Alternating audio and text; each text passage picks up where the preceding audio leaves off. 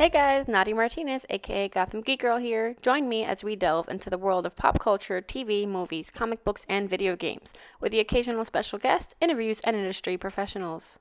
Today I'm joined by Nico Aguilar, Director of Photography from The Monkey, the upcoming film written and directed by Osgood Perkins, starring Theo, James, Tatiana, Maslany, Elijah Wood, and more. The film is based on a Stephen King short and produced by James Wan from The Conjuring, and The Monkey is a new trip for Longlegs writer-director Osgood Perkins. So Nico Aguilar is a Mexican-American feature film photographer known for work on Pedro Paramo, Chupa by Juanes Cuaron, and now The Monkey. He's also known for additional photography work on Marvel's Echo, Martin Scorsese's Killer of the Flower Moon, and Julie Taymor's Glorious. Beyond narrative filmmaking, he's also done music videos and commercials, collaborating with artists and companies such as Dochi, Chappelle Roan, Apple, Oakley, and Snapchat. Upon his accolades, he's won the ASC Heritage Award and the International Kodak Scholarship Award. Let's get into the monkey. Hi, Nico. How are you? Hey, how are you? Good to meet Good, you. good. Excited to chat the monkey. Yes, me too. So, the film does a fun job of balancing elements of comedy and horror. I found it very comedic. It was a lot of fun. And taking aesthetic inspiration from different time periods, I found this very interesting. Mhm. Apparently, Oz, along with you and the creative team, wanted to telegraph the themes and feelings using tropes from the 80s and the 90s. Can you tell us what your direction was in making the world feel like the monkeys and styling based on the concepts, such as using imported vintage lenses from the 1970s? I found that very interesting. Yes. Yes. So basically, the store when they're kids, we're shooting with spherical 70s lenses, and it's a softer image. It's sort of like a more normal image, if you will, and that's because the world isn't as fucked up yet.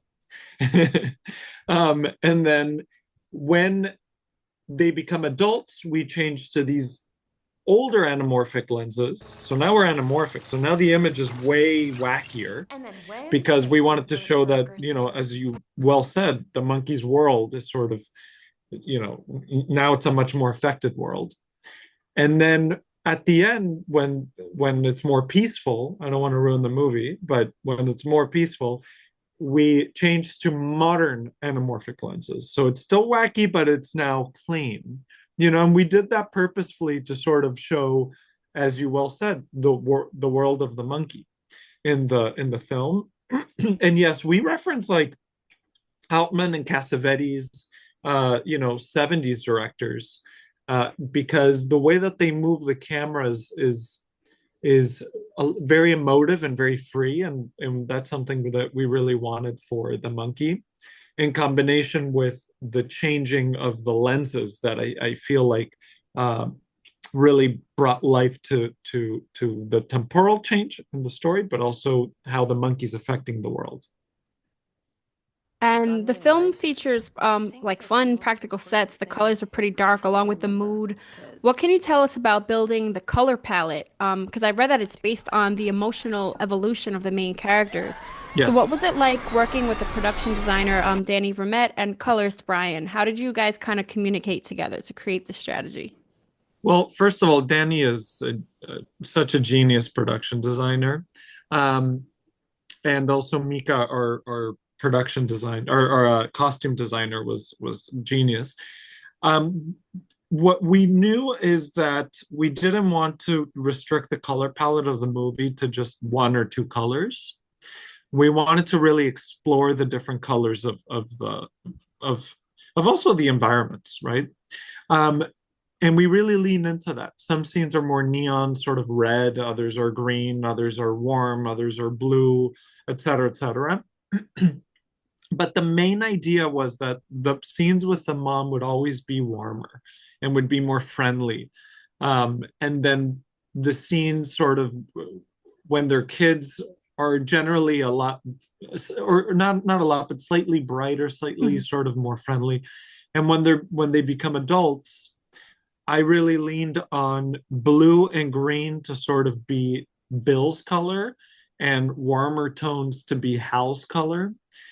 And I did that one so that when you're having a back and forth conversation between them, there's a very clear difference between who's talking but also because emotionally they're such in such a different place. There's such antagonists, that I wanted to sort of be expressionistic about that difference. And finally, because I felt like it really balanced the colors out, right? Like they to me it's always a triangle, sort of the monkeys in the center and them two, they're the other parts of the triangle. So I wanted to create that sort of visual triangle between the three of them. And let's talk about creating the landscape and the interior for the monkey. How did you go about setting the scene for sets such as like Bill's makeshift lair? Yeah, that one was very challenging because we're shooting that in a second story, and sometimes we would be shooting that night or day for night. In other words, outside would be very, very bright, and we were inside making it look like night. And a lot of the walls were windows, so I had to work with Danny to justify a way to sort of black out the windows, almost like Bill has an aversion to daylight and wants to sort of like be in this enclosed darker space. So we did that, and then a lot of the we I'm not sure who came up with this. I'm pretty sure it was Danny. Another brilliant idea that his lair was going to be filled with TVs. And I think almost like a surveillance obsession with surveillance. So that idea was extremely fun to me visually, because I was like, what if the only light source is the TVs inside, and maybe a little tiny warm tone here and there. And emotionally, to me, it was like, okay, he's overwhelmed by the cool light, which represents sort of his trauma. And then there's this warm touch here and there, which represents the mom. Because to me, Bill is never just an antagonist. To me, he's someone who's confused and someone who's sort of affected by losing his mom. And so he always has a little warmth to him, a little sort of really warm messed piece up. to his character. Was the opening sequence supposed to feel like I'm just thinking of this one right now. It kind of popped in my head. The opening sequence with the twins' father, was that made to feel a little more cartoonish because it's kind of like the story's being told from them? Mm. Um, it's a good question. I think the point of it was exactly. It is, we never really get the perspective of the father. It's more sort of the perspective of the kids thinking Mhm. of their father. So I think, yeah, we definitely wanted to go more cartoonish with that one. That sequence was actually filmed without me. That was done by our additional photography.